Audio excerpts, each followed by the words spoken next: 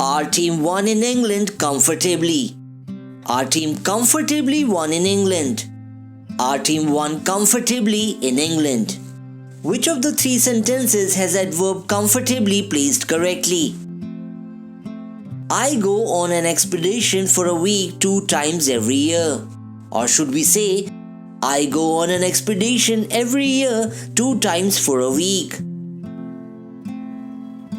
We generally come across such sentences wherein we get confused with the right placement of adverbs, especially in the end position.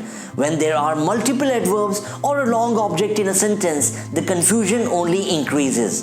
But you need not worry. This lesson is all about gaining mastery in the right placement of adverbs in the end position. So stay with me and remove all your doubts. Friends, my name is Hemant Singh Rana and you're watching Enliven English, making the language entertaining, lively and functional. So let's get started.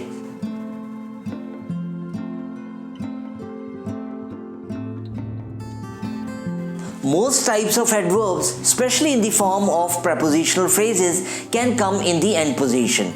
Let's see which one of them can take the end position. First are adverbs of manner.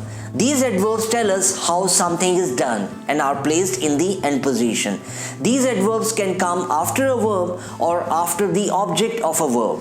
For example, Eleanor sang brilliantly. Eleanor sang the song brilliantly. Steve ate quickly. Steve ate the food quickly. Children read attentively. Children read the book attentively. Bob is driving rashly. Bob is driving the car rashly. Adverbs of place tell us where an action or event happens. These come in the end position, mostly as prepositional phrases. When there are 2 adverbs in a sentence, the adverb representing the smaller place usually comes before the larger one. For example, we all need to go outside. There's a famous cafe near here.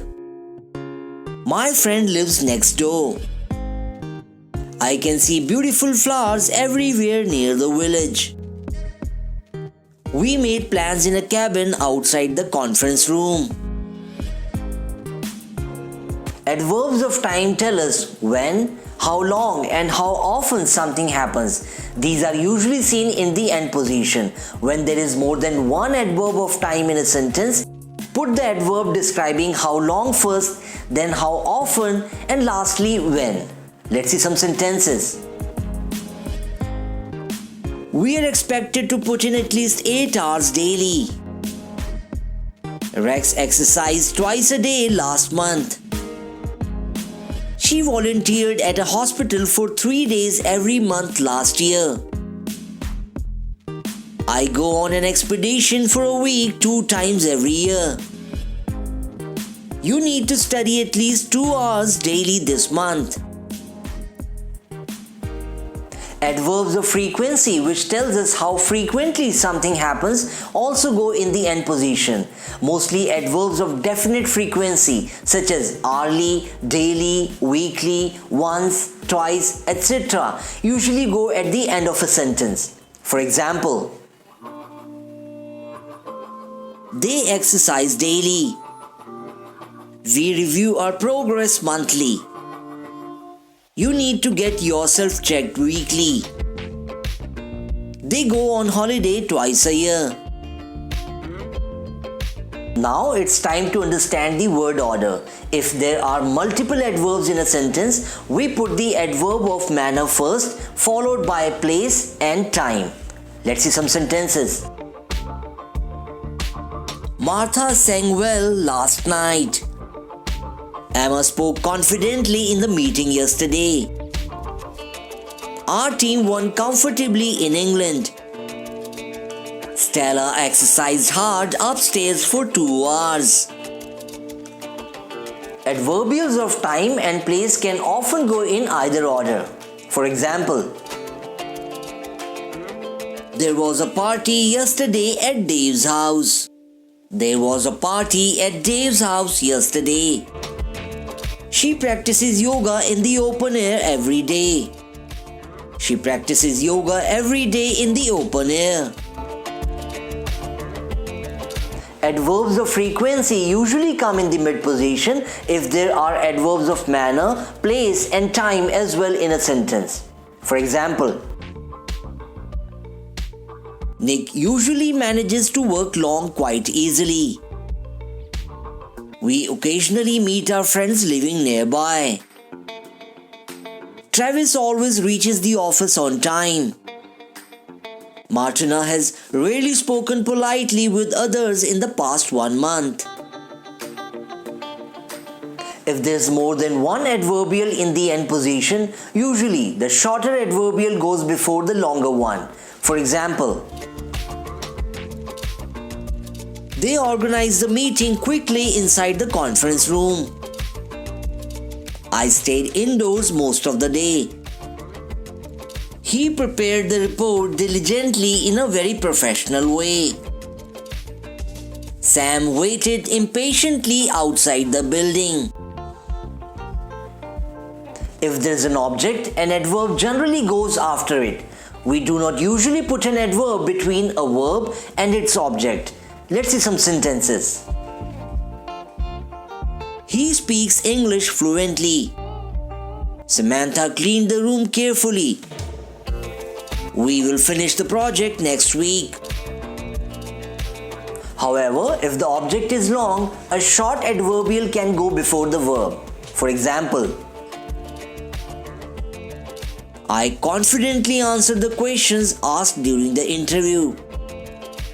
They carefully studied all the files related to the project. Serena passionately gave a presentation on the company's finances.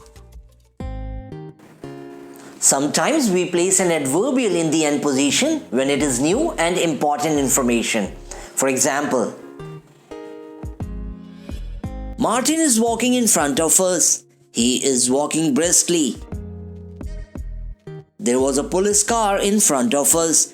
It was moving very slowly. When a truth, comment or a linking adverb comes in the end position, it is usually a kind of afterthought and imposes restrictions on what was said previously. Let's see some sentences to understand this. I should have been candid with him, perhaps. He wanted to meet me. I was not in the town though. Glenn gave up his stubbornness incredibly. Rex is extremely fit. He rarely visits a gym, however. Sometimes the position of an adverb can impact the meaning, especially when there are two clauses. See the following sentences. They agreed immediately that the goods would be replaced. In this sentence, there was an immediate agreement. They agreed that the goods would be replaced immediately. In this sentence, there was an immediate replacement. They deliberately didn't leave the heating on. Here it means they left it on purpose. They didn't deliberately leave the heating on. It means they left it on by mistake. So friends, that's it in this lesson. I hope the information that I shared with you will help remove your doubts related to the end position of adverbs. In case there is any confusion, do let me know in the comment section below. From the next lesson onwards, I'll share with you some interesting information related to adverbs that we use on a daily basis. I'll be back with a new lesson soon. Till then, keep learning, keep growing. Goodbye.